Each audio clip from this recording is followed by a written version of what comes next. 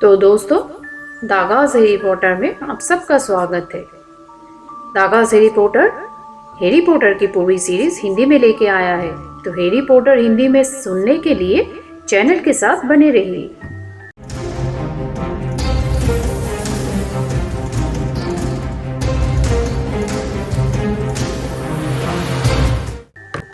तो चलिए आज की कहानी शुरू करते हैं। आज की कहानी है प्रिजनर ऑफ अज़्काबान के चैप्टर 2, आंट मार्ड्स बिग मिस्टेक।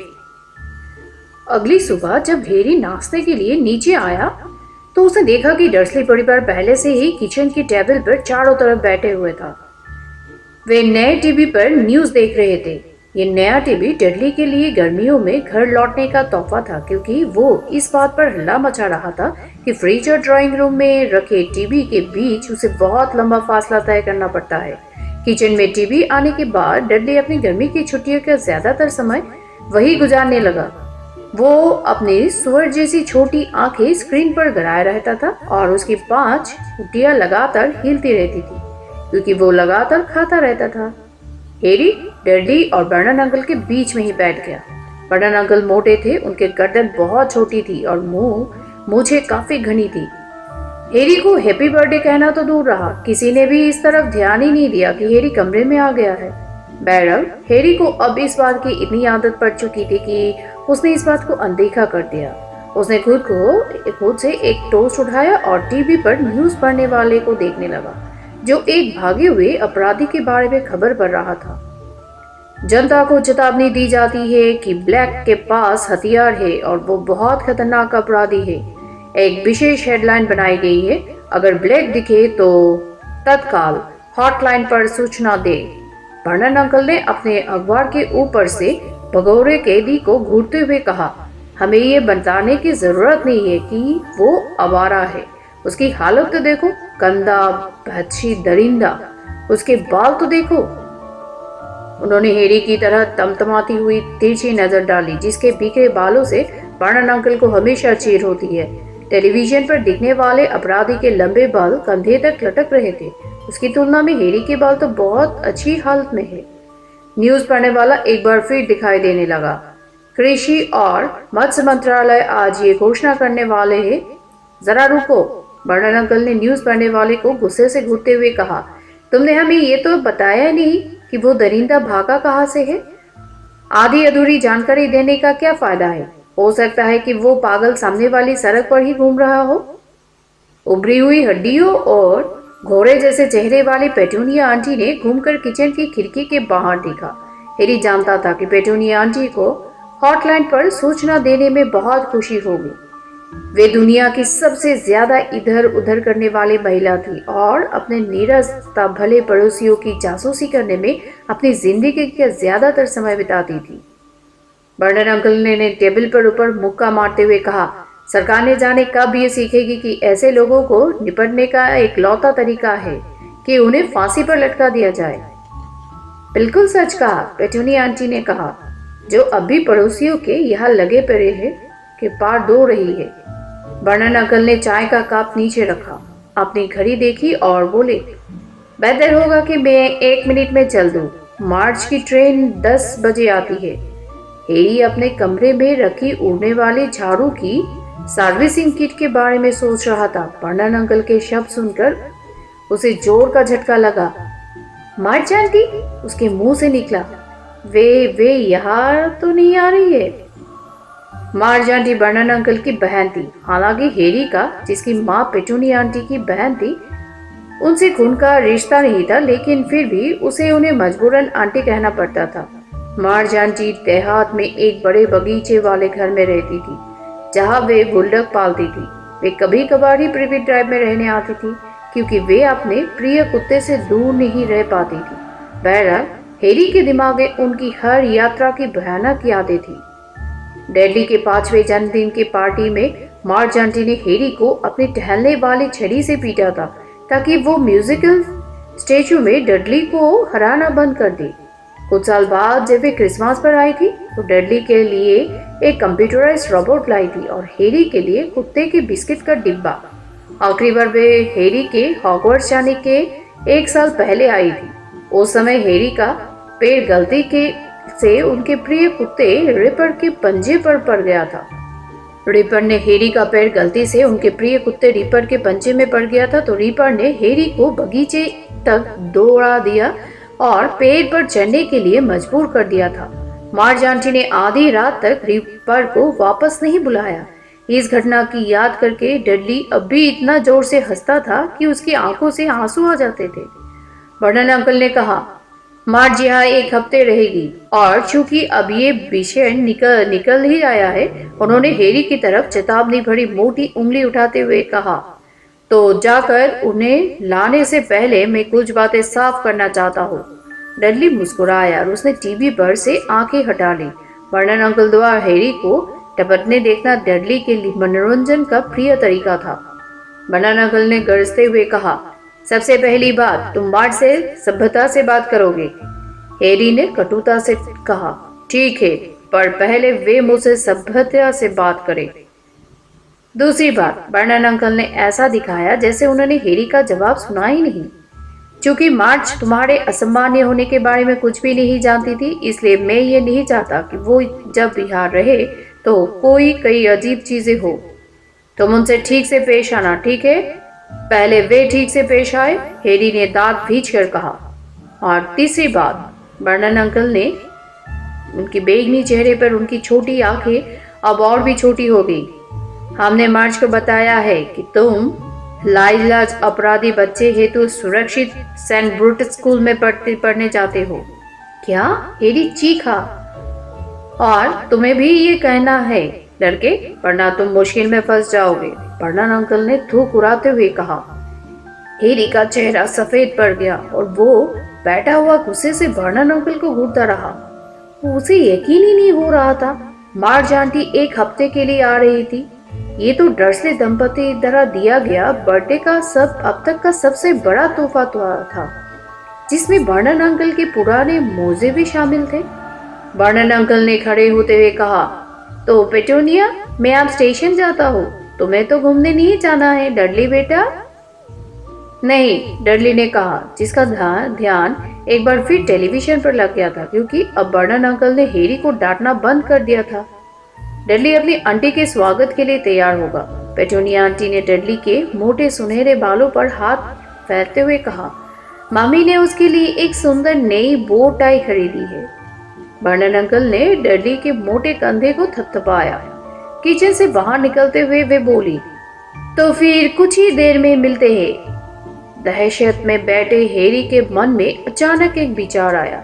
उसने अपना टोस्ट छोड़ा, तत्काल अपने कदमों का इस्तेमाल किया और वर्नन अंकल के पीछे पीछे घर के सामने वाले दरवाजे तक गया। वर्नन अंकल अब तक कार्ड कोट पहन रहे थे। जब उन्होंने हैरी को बाहर आते हुए देखा तो वे गुर्रा कर बोले, मैं तुम्हें नहीं ले जा रहा हूँ। हैरी ने ठंडेपन से जवाब दिया, जैसे मैं जाना चाहता हूँ, मैं तो वापस सिर्फ कुछ पूछना चाहता हूँ। वर्नन अंकल ने उसे शक भरी निगाह से देखा। हैरी बोला, हॉगवर्ट्स मेरे स्कूल में 3rd ईयर के बच्चे को कभी कभी गांव में घूमने जाने की छूट मिलती है। तो वर्नन अंकल ने दरवाजे के पास वाले हुक से कार की चाबियां उठाते हुए कहा। हैरी ने जल्दी से कहा, मुझे आपसे अनुमति पत्र पर साइन कराना है। वर्नन अंकल ने चिढ़ाते हुए कहा, और मैं ऐसा क्यों करूंगा? हैरी ने बहुत सावधानी से शब्द चुनते हुए कहा, देखिए, मार्ज आंटी के सामने ये नाटक करना बहुत मुश्किल होगा कि मैं सेंट स्कूल लाइलाज अपराधी बच्चों हेतु सुरक्षित saint Brutus school. Vernon uncle तराए और हैरी को खुशी हुई कि उनकी आवाज में दहशत का भाव था। बिल्कुल, हैरी ने वर्नन अंकल के बड़े बेगनी चेहरे की तरफ शांति से देखते हुए कहा, इतना बड़ा नाम याद रखना बहुत मुश्किल है। मुझे इसे विश्वसनीय बनाना पड़ेगा, है ना? मान लीजिए अगर गलती से मेरे मुंह से कोई गलत बात निकल गई तो तुम्हारी हड्डी पसली तोड़ दी जाएगी। वर्नन अंकल अपनी मुट्ठी तामते हुए हैरी की तरफ बढ़े, लेकिन हैरी अपनी जगह पर बिना हिले खड़ा रहा। उसने कहा, मेरी हड्डी पसली तोड़ने से मार्ज आंटी वो बात थोड़ी ही भूल जाएंगी जो मैं उन्हें बता सकता हूँ। वर्नन अंकल रुक गए। उनकी मुट्ठी अभी हवा में उठी हुई थी और उनका चेहरा लाल हो गया था। लेकिन अगर आप मेरे अनुमति पत्र पर साइन कर देंगे, हैरी ने जल्दी से कहा, तो मैं कसम खाता हूँ कि मैं याद रखूंगा कि मुझे किस स्कूल में जाना चाहिए और इस तरह अभिनय करूंगा जैसे मैं मगल, जैसे मैं सामान्य हूँ। हैरी जानता था कि बार्नर अंकल इस पर अच्छी तरह सोच विचार कर रहे हैं क्योंकि उनके दांत खुले थे और उनके माथे की नस फड़क रही थी। उन्होंने आखिरकार कहा, ठीक है, मैं मार्च की यात्रा के दौरान तुम्हारे व्यवहार को गौर से देखूंगा। अगर तुमने सही व्यवहार किया और हमारा कहना माना तो मार्च के जाने के बाद मैं उस बेहुदा अनुमति पर साइन कर दूंगा। उन्होंने घूमकर दरवाजा खोला और जाते समय उसे इतनी तेजी से बंद किया कि उसके ऊपर लगा कांच निकलकर गिर गया। हैरी लौटकर किचन में नहीं गया, वो ऊपर अपने बेडरूम में गया। अगर उसे सच्चे मगल की तरह अभिनय करना था तो बेहतर था कि वो ये काम अभी शुरू कर दे। दुखी मन से उसने धीरे धीरे अपने सभी तोहफे और बर्थडे कार्ड इकट्ठे किए और उन सबको अपने बिस्तर के नीचे फर्श पर रखे। उखड़े बोर्ड पर मैं अब ठीक हो चुका था। वो और हेडविग दोनों ही सो रहे थे तथा दोनों के सिर उनके पंखों के भीतर थे। हैरी ने आह भरते हुए उन्हें जगाया। हेडविग, उसने उदासी से कहा, तुम्हें एक हफ्ते के लिए यहाँ से जाना होगा। एरल के साथ चली जाओ। रॉन तुम्हारी देखभाल करेगा। मैं उसे पूरी बात बताते हुए एक पत्र लिख दूंगा और मेरी तरफ इस तरह मत देखो। हेडविग की बड़ी पीली आंखें उसे धिक्कार रही थी। इसमें मेरी कोई गलती नहीं है। ये एक तरीका है जिससे मुझे रॉन और हरमानी के साथ हॉक्समीड जाने की अनुमति मिलेगी। 10 मिनट बाद एरल और हेडविग, जिसके पैर में रॉन के नाम एक चिट्ठी बंधी थी, खिड़की के बाहर निकले और ओझल हो गए। बुरी तरह दुखी हैरी ने खाली पिंजरा अलमारी के अंदर रख दिया, लेकिन हैरी को चिंता करने के लिए ज्यादा समय नहीं मिला था। थोड़ी ही देर में पेटूनिया आंटी चीखती हुई ऊपर आई और हैरी से कहा कि वो नीचे जाकर मार्ज आंटी का स्वागत करने के लिए तैयार हो जाए। जब वो हॉल में पहुंचा तो पेटूनिया आंटी उसे डांटते हुए कहा, अपने बालों को कुछ करो। हैरी की ये समझ में नहीं आया कि उसके बाल संवारने से क्या फायदा होगा।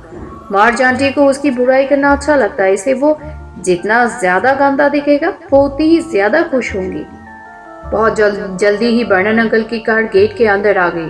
फिर गिट्टी पर टायरों के रुकने, कार के दरवाजे बंद होने और बगीचे के रास्ते पर कदमों की आवाज आई। पेटूनिया आंटी ने फुफराते हुए हैरी से कहा, दरवाजा खोलो। बहुत निराशा के साथ हैरी ने दरवाजा खोला। चौखट पर मार्च आंटी खड़ी थी। वे काफी हद तक बर्नन अंकल की तरह दिखती थी, लंबी, मोटी और बेगनी चेहरे वाली। यहाँ तक कि उनकी मूंछ भी थी, हालांकि अपने भाई जितनी घनी नहीं थी। उनके एक हाथ में बड़ा सा सूटकेस था तथा दूसरे हाथ के नीचे एक बुरा और बदमिजाज गुलदाग था। मेरा डर्ली कहाँ है? मार्ज आंटी गर्जी। मेरा भतीजा कहाँ है? डर्ली हाल से डोलता हुआ आया। उसके सुनहरे बाल उसके मोटे सिर पर चिपके हुए लग रहे थे और उसकी कई टुडियों के नीचे वो टाई मुश्किल से नजर आ रही थी। मार्ज आंटी ने सूटकेस हैरी के पेट में घुसा दिया जिससे उसकी हवा बाहर निकल जाए। इसके बाद मार्ज आंटी ने डर्ली को एक हाथ से पकड़ लिया और उसके गाल पर एक बड़ी पप्पी दी। हैरी अच्छी तरह जानता था कि डर्ली मार्ज आंटी से गले मिलना सिर्फ इसलिए बर्दाश्त करता है क्योंकि इसके बदले में उसे काफी पैसे मिलते हैं। और ये बात पूरी तरह सही साबित हुई क्योंकि पप्पी के बाद जब वे अलग हुए तो डर्ली के मोटी मुट्ठी में 20 पाउंड का करक नोट था। मार्ज आंटी चीखी, पेटूनिया, और फिर वे हैरी को इस तरह अनदेखा करती हुई गुजर गई जैसे वो कोई हैडस्टैंड हो। मार्ज आंटी और पेटूनिया आंटी ने एक दूसरे को चूमा, बल्कि ये कहा जाना चाहिए कि मार्ज आंटी ने अपना बड़ा जबरा पेटूनिया आंटी के पतले गाल की हड्डी से टकराया। बर्नन अंकल अब तक अंदर आ चुके थे और दरवाजा बंद करते हुए मुस्कुरा रहे थे। उन्होंने पूछा, चाय पियोगी मार्ज? और रिपर क्या लेगा? रिपर मेरी प्लेट से ही थोड़ी चाय पी लेगा, मार्ज आंटी बोली। जब वे सब किचन में गए, हैरी हॉल में मार्ज आंटी के सूटकेस के साथ अकेला रह गया था, लेकिन उसे इस बात से कोई शिकायत नहीं थी। वो तो चाहता था कि वो किसी न किसी बहाने से वो मार्ज आंटी से दूर रहे, इसलिए वो आराम से सूटकेस को घसीटता हुआ ऊपर वाली खाली बेडरूम में ले जाने लगा। जब हैरी किचन में लौटा तब मार्ज आंटी को चाय और फ्रूट केक मिल चुके थे। उनका कुत्ता रीपर एक कोने में सुर सुर करके चाय पी रहा था। हैरी ने देखा कि अपने सांप फर्श पर चाय और चार गिलती देखकर पेटूनिया आंटी कांप गई। पेटूनिया आंटी जानवर से नफरत करती थी। बर्नन अंकल ने पूछा, मार्ज, बाकी कुत्तों को कौन संभाल रहा है? मार्ज आंटी ने जोरदार आवाज में कहा, कर्नल फोबस्टर। वो अब रिटायर हो चुके हैं, उनके पास भी तो करने के लिए कोई काम होना चाहिए। लेकिन मुझसे रीपर को वहां नहीं छोड़ा गया। ये मेरी जादुई सहन नहीं कर सकती। हैरी के बैठने पर रीपर गुर्राया। इसे मार्ज आंटी का ध्यान पहली बार हैरी की तरफ गया तो उन्होंने गुर्राते हुए कहा, आप भी यही हो? हाँ, हैरी ने कहा। तुम्हें इतना आकर हाँ बोलने की जरूरत नहीं है, मार्ज आंटी ने कहा। ये बर्नन और पेटूनिया की मेहरबानी है कि तुम्हें यहाँ रख रहे हैं। मैं ये कभी नहीं करती। अगर तुम्हें मेरी चौखट पर छोड़ा गया होता तो मैं तुम्हें सीधे अनाथालय भेज देती। हैरी की ये कहने की बहुत इच्छा थी कि डर्सली परिवार के साथ रहने की बजाय वो अनाथालय में रहना ज्यादा पसंद करेगा, लेकिन हॉग्समीड के अनुमति पत्र के विचार ने उसे रोक लिया। उसने अपने चेहरे पर जबरन दर्द भरी मुस्कान लाने की कोशिश की। मार्ज आंटी दुर्राई, मेरी तरफ देखकर फालतू में मत हंसो। मुझे साफ दिख रहा है कि जब मैंने तुम्हें पिछली बार देखा था तब से तुम जरा भी नहीं सुधर रहे हो। मुझे आशा थी कि स्कूल वाले तुम्हारे थोड़ा तमीज सिखा देंगे। उन्होंने चाय का एक बड़ा घूंट लिया और अपनी मूंछ पोंछते हुए कहा, बर्नन, तुम इसे किस स्कूल में भेजते हो? बर्नन अंकल ने तत्काल कहा, स्ट्रैंड ब्रूटस में। लाइलाज अपराधियों के लिए वो सबसे अच्छा स्कूल है। मार्ज आंटी ने कहा, अच्छी बात है। क्या सैन ब्रूटस में लड़कों पर छड़ी का इस्तेमाल होता है? उन्होंने टेबल के पार से हैरी से पूछा और बर्नन अंकल ने मार्ज आंटी के पीछे से धीरे से अपना सिर हिलाया। हैरी ने कहा, हाँ। फिर उसे महसूस हुआ कि ये बात ढंग से बोलना चाहिए, इसलिए उसने आगे जोर दिया, हर समय। बहुत बढ़िया, मार्ज आंटी बोली। मुझे ये बकवास अच्छी नहीं लगती है कि बच्चों की पिटाई नहीं होनी चाहिए। मैं अच्छी तरह से जानती हूँ कि कुछ बच्चे पीटते बिना सुधर नहीं सकते हैं। मैं से 99 मामलों में तगड़ी पिटाई की ही जरूरत होती है। क्या तुम्हारी अक्सर पिटाई होती है? हैरी बोला, हाँ, सैकड़ों बार। मार्ज आंटी की आंखें सिकुड़कर छोटी हो गई। मुझे तुम्हारे बोलने का अंदाज अच्छा नहीं लग रहा है लड़के, उन्होंने कहा। अगर तुम अपनी पिटाई के बारे में इतने हल्के अंदाज में बोल रहे हो तो ये बात साफ है कि तुम्हारी जमकर पिटाई नहीं होती है। पेटूनिया, अगर मैं तुम्हारी जगह होती तो स्कूल वालों को एक पत्र लिखती। उन्हें साफ साफ बता दो कि इस बच्चे के मामले में तुम बुरी तरह पिटाई करने की सलाह देती हो। शायद बर्नन अंकल चिंतित थे कि हैरी अपना वादा भूल सकता है, इसलिए उन्होंने तत्काल विषय बदल दिया। मार्ज, आज सुबह की न्यूज सुनी थी उस भागे हुए कैदी के बारे में? जब मार्ज आंटी वहां पर आराम से रहने लगी तो हैरी हसरत से सोचने लगा कि अगर वे यहाँ नहीं आती तो कितना बढ़िया रहता। बर्नन अंकल और पेटूनिया आंटी हैरी को आमतौर पर प्रोत्साहित करते थे कि वे उनके रास्ते से दूर रहे। हैरी को भी ये इंतजाम अच्छा लगता था। दूसरी तरफ मार्ज आंटी हैरी को हर समय अपनी आंखों के सामने रखना चाहती थी ताकि वे उसके सुधार के लिए सुझाव दे सके। उन्हें हैरी और डडली की तुलना करने में मजा आता था। इसके अलावा उन्हें डडली को महंगे तोहफे देना भी बहुत अच्छा लगता था। ऐसा करते हुए वे हैरी को घूरती थी, जैसे उसे ये पूछने के लिए उसका रही हो कि उसे कोई तोहफा क्यों नहीं मिला। वे बार बार भी बताती रहती थी कि हैरी इतना घटिया और बुरा क्यों है।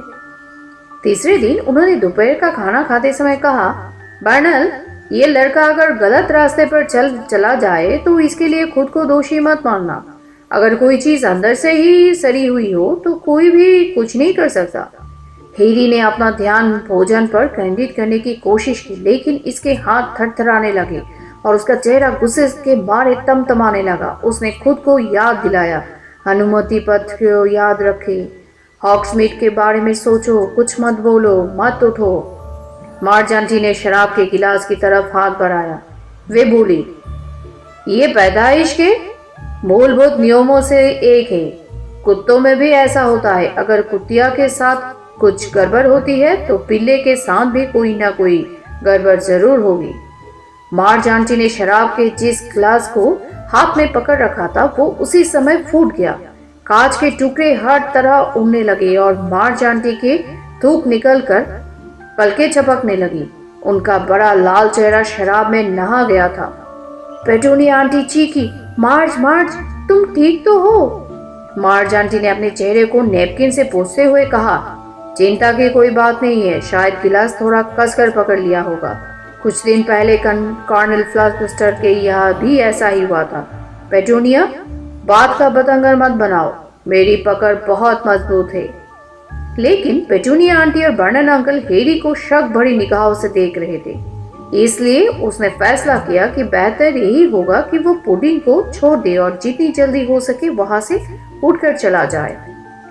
बाहर निकलने के बाद वो हॉल की दीवार पर टिककर गहरी सांस लेने लगा। बहुत लंबे समय बाद उसे गुस्सा आया था और उसने किसी चीज को फोड़ा था। उसने सोचा, ये दोबारा नहीं होना चाहिए। सिर्फ हॉग्समीड के अनुमति पत्र का सवाल ही नहीं था। अगर वो इसी रास्ते पर चला तो जादू मंत्रालय उसके लिए परेशानी खड़ी कर देगी। हैरी अब भी नाबालिग जादूगर था और जादूगरी के कानून के अनुसार उसे स्कूल के बाहर जादू करने की इजाजत नहीं थी। उसका रिकॉर्ड भी साफ सुथरा नहीं था। पिछली गर्मियों में भी उसे एक आधिकारिक चेतावनी मिली थी, जिसे ये बिल्कुल साफ लिखा हुआ था कि अगर भविष्य में प्रिवी ड्राइव में जादू हुआ तो हैरी को हॉगवर्ट्स से निकाल दिया जाएगा। आवाजों से वो समझ गया था कि डर्सली परिवार टेबल से उठ रहा है। वो उनके रास्ते से दूर हटकर जल्दी से ऊपर की सीढ़ियों पर चला गया। अगले 3 दिनों तक जब भी मार्च आंटी उससे ऐसी वैसी बात कहती थी तो हैरी अपनी झाड़ू की बेहतरीन देखभाल खुद कैसे कर ले इसी मार्गदर्शक पुस्तिका के बारे में सोचने लगता था। ये तकरीब बहुत सफल रही क्योंकि इससे उसके चेहरे पर एक सपाट भाव आ जाता था। उससे देखकर मार्च आंटी अब ये कहने लगी थी कि वो मंदबुद्धि था। आखिरकार मार्च की यात्रा की आखिरी शाम आ गई। पेटूनिया आंटी ने बेहतर डिनर तैयार किया और बर्नन अंकल ने शराब की कई बोतलें खोले ली। सूप और मछली के दौरान हैरी की गलतियों का कोई जिक्र नहीं हुआ। जब सब लोग लेमन मेरिंग पाई खा रहे थे तो बर्नन अंकल अपनी ड्रिल बनाने वाली कंपनी ग्रजिंग्स के बारे में विस्तार से बता सबको बोर करने लगे। फिर पेटूनिया आंटी ने कॉफी बनाई और बर्नन अंकल ब्रांडी की एक बोतल लेकर आ गए। मार्च, तुम तो नहीं लोगी? मार्ज आंटी पहले ही काफी शराब पी चुकी थी और उनका बड़ा चेहरा बहुत लाल हो गया था। एकदम छोटा सा पेग, उन्होंने हंसते हुए कहा। थोड़ा सा और। ये हुई ना बात। डेडली पाई का चौथा टुकड़ा खा रहा था। पेटूनिया आंटी अपनी छोटी उंगली बाहर निकालकर कॉफी की चुस्कियां ले रही थी। दरअसल हैरी अपने बेडरूम में छिप जाना चाहता था, लेकिन बर्नन अंकल की गुस्से भरी छोटी आंखें देखकर वो समझ गया था कि उसे वही बैठकर ये झेलना पड़ेगा।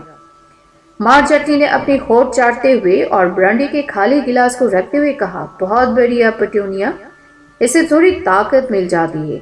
आखिर बाहर कुत्तों की देखभाल भी तो करना पड़ती है। उन्होंने लंबी डकार लेते हुए अपने मोटे पेट को थपथपाया। माफ करना, मुझे स्वस्थ बच्चे अच्छे लगते हैं। उन्होंने डेडली की तरफ आंख मारते हुए कहा, तुम्हारा डील डोल सही है डेडली, बिल्कुल अपने पिता की तरह। हाँ बर्नल, मैं थोड़ी सी ब्रांडी और लूंगी। दूसरी तरफ ये बच्चा, उन्होंने हैरी की तरफ सिर हिलाते हुए कहा, जिसने अपने पेट में मरोड़ महसूस की। उसने जल्दी से सोचा, मार्गदर्शक पुस्तिका को याद करो। ये बच्चा तो छोटा और घटिया दिखता है, ऐसा कुत्तों के साथ भी होता है। अभी पिछले ही साल की बात है, मैंने कर्नल से एक कुत्ते को डुबाने को कहा था। बहुत छोटा कुत्ता था, कमजोर, उसका सही विकास नहीं हुआ था। हैरी अपने पुस्तक के 12वें पेज को याद करने की कोशिश कर रहा था, जिसमें जादुई झाड़ुओं की गड़बड़ियों को दूर करने का मंत्र लिखा था। ये सब खून का असर है, जैसा मैं उन दिन कह रही हूँ। गंदा खून आखिर रहेगा गंदा ही। बुरा मत मानना पेटूनिया, मैं तुम्हारे परिवार की बुराई नहीं कर रही हूँ। उन्होंने पेटूनिया आंटी की पतले हाथ पर अपना फाफड़े जैसा हाथ रखते हुए कहा, परंतु सच तो ये है कि तुम्हारी बहन गड़बड़ी थी। ऐसा अच्छे से अच्छे परिवारों में भी हो जाता है। फिर वो एक आवारा के साथ भाग गई और परिणाम हमारी आंखों के सामने है। हैरी अपने प्लेट को घूर रहा था। उसके कानों में अजीब सी घंटी बज रही थी। उसने सोचा, अपनी झाड़ू के निचले सिरे को कसकर पकड़ो। लेकिन उसे याद नहीं आ रहा था कि इसके बाद क्या आता है। मार्ज आंटी की आवाज बर्नन अंकल की ड्रिल की तरह उसके कानों में जा रही थी। मार्ज आंटी ने जोर से कहा, इसका बाप। उन्होंने ब्रांडी की बोतल को पकड़ा और अपने गिलास में डालते समय टेबल क्लॉथ पर ब्रांडी झलकाते हुए बोले, तुमने मुझे कभी ये नहीं बताया कि इसका बाप क्या करता था। बर्नन अंकल और पेटूनी आंटी बहुत तनाव में दिख रहे थे। डडली ने अपने पाई से नजरें हटाकर अपने मम्मी डैडी को देखा। बर्नन अंकल ने हैरी की तरफ कनखियों से देखते हुए कहा, वो काम नहीं करता था, बेरोजगार था। मुझे यही उम्मीद थी, मार्ज आंटी ब्रांडी का बड़ा घूंट लेते हुए बोली। फिर उन्होंने अपनी आस्तीन से अपनी टूटती पूछते हुए कहा, निकम्मा, निठुल्ला, आलसी, आवारा। वे ऐसे नहीं थे, हैरी अचानक बोला। टेबल पर एकदम खामोशी छा गई। हैरी कांप रहा था। जिंदगी में उसे पहले कभी इतना गुस्सा नहीं आया था। बर्नन अंकल का चेहरा सफेद पड़ गया। वे चिल्लाए, और ब्रांडी लोगी? उन्होंने मार्ज आंटी के गिलास में पूरी बोतल डाल दी। फिर उन्होंने हैरी को घुरा कर कहा, लड़के तुम बिस्तर पर जाओ, चलो। नहीं बर्नन, मार्ज आंटी ने हिचकियां लेते हुए एक हाथ उठाया और उनकी छोटी लाल आंखें हैरी पर टिक गई। आगे बोलो लड़के, आगे बोलो। तुम्हें अपने माता पिता पर बड़ा घमंड है। वे कार दुर्घटना में मर गए थे। मुझे लगता है शराब के नशे में धुत होंगे। वे कार दुर्घटना में नहीं मरे थे, हैरी ने कहा, जो अब खड़ा हो चुका था। वे कार दुर्घटना में ही मरे थे, झूठे कही के, और तुम्हें अपने सज्जन मेहनती रिश्तेदारों के सिर पर बोझ की तरह छोड़ गए। मार्ज आंटी आवेश में फूलते हुए चीखी, तुम एक बुरे घटिया। लेकिन मार्ज आंटी अचानक बोलती बंद हो गई। एक पल के लिए तो ऐसा लगा जैसे उन्हें शब्द नहीं मिल रहे थे। ऐसा लग रहा था कि वे गुस्से के कारण फूल रही थी, परंतु उनका फूलना बंद नहीं हुआ। उनका बड़ा लाल चेहरा फैलने लगा, उनकी छोटी आंखें बाहर निकलने लगी और उनका मुंह इतना खुल गया था कि वे बोल नहीं सकती थी। अगले ही पल उनके जैकेट के कुछ बटन टूट गए। वे किसी बड़े गुब्बारे की तरफ फूल रही थी। उनका पेट इतना फूल चुका था कि उनका बैल टूटकर गिर गया। उनकी हर उंगली बेलन की तरह फूल रही थी। जब मार्ज आंटी का शरीर कुर्सी से छत की तरफ उठने लगा तो बर्नन अंकल और पेटूनी आंटी एक साथ चीखे, मार्ज! वे अब पूरी तरह गोल मटोल हो चुकी थी और उनके हाथ पैर मोटे हो गए थे। जब वे हवा में उड़ती हुई ऊपर जा रही थी तो रीपर बुरी तरह भौंकता हुआ कमरे में आया। नहीं, बर्नन अंकल ने मार्ज का पैर पकड़कर उन्हें नीचे खींचने की कोशिश की, लेकिन इस कोशिश में वे भी फर्श के ऊपर उठ गए। अगले ही पल रिपर ने झपक कर बर्नन अंकल के पैर में अपने दांत गरा दिए। इससे पहले कि कोई उसे रोके, हैरी डाइनिंग रूम से दौड़कर बाहर आ गया। वो सीढ़ियों के नीचे बनी अलमारी की तरफ गया। उसके वहां पहुंचते ही अलमारी का दरवाजा जादू से अपने आप खुल गया। कुछ ही पल में वो अपने संदूक को खींचकर घर के सामने वाले दरवाजे तक ले आया। फिर वो सीढ़ियों पर दौड़कर चढ़ा और उसने बिस्तर के नीचे वाले फर्श पर रखे ढीले बोर्ड को खींचा। उसके भीतर से उसने अपनी पुस्तकों और जन्मदिन के तोहफों वाले तकिए को केबल को छपक कर बाहर निकाला। कमरे से बाहर निकलते समय उसने हेडविग का खाली पिंजरा भी उठा लिया। धड़धड़ाते हुए अभी वो अपने संदूक के पास पहुंचा था, तभी बर्नन अंकल डाइनिंग रूम से बाहर निकले। उनका एक पर खून में लथपथ था। वे गरजे, वापस आओ और उसे ठीक करो। लेकिन हैरी तो जैसे गुस्से से पागल हो चुका था। उसने अपने संदूक को लात मारकर खोला, उसमें से अपनी छड़ी निकाली और बर्नन अंकल की तरफ करी। हैरी ने बहुत तेज तेज सांस लेते हुए कहा, वे इसी लायक थी। उन्हें जो सजा मिली वे उसी लायक थी। आप मुझसे दूर ही रहना। उसने दरवाजे के हैंडल को पकड़ने के लिए हाथ पीछे बढ़ाए। हैरी ने कहा, अब बहुत हो चुका है, मैं ये घर छोड़कर जा रहा हूँ। और अगले ही पल वो बाहर निकलकर अंधेरी शांत सड़क पर पहुंच गया। वो अपना भारी संदूक खींच रहा था और हेडविग का पिंजरा उसकी बाह में दबा था। तो दोस्तों, आज के लिए इतना ही। कल मिलते हैं और एक नई कहानी के साथ। हालांकि आपको क्या लगता है, क्या बर्नन अंकल ने हैरी का कहना मान लिया होगा? हैरी ने मार्ज आंटी के साथ जो किया, क्या वो सही किया या गलत? और क्या हैरी को हॉगवर्ट्स से बाहर निकाल दिया जाएगा या नहीं? अगर आपको पता है तो कमेंट सेक्शन में जरूर कमेंट करें। और कहानी अच्छा लगे तो do like, share and subscribe the Ghazi reporter. Thank you for watching The Ghazi Reporter.